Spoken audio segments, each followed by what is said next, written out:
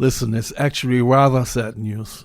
A very, very old friend of mine passed away 2 weeks ago after a year and a half of fighting cancer. His name was Vladi Novakovsky.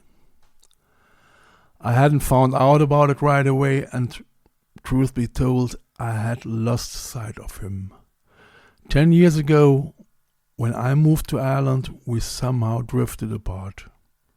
The last time I saw him was about a decade ago, when I visited him in the Eifel. The Eifel is, maybe 80 kilometers from Cologne apart. He used to live in the countryside of the Eifel.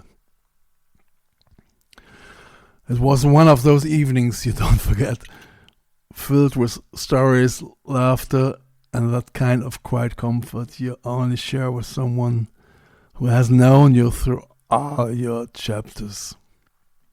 The next morning he drove me to Frankfurt-Hahn Airport. That was the last time we saw each other, unfortunately. On the way there, something funny happened.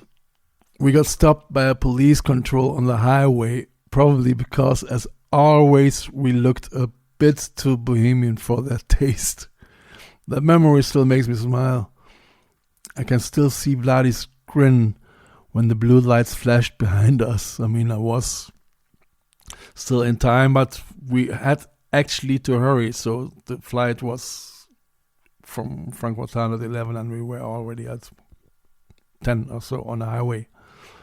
So Vladi turned to me and said, "Routine check, Detlef, or random smell check?" And I laughed and said, "I don't know, Vladi, maybe it's my Irish aftershave or the Guinness." So the officer came up to the window, all serious, leaned in a little and said, "Good morning, routine check. Could you please step out of the car?"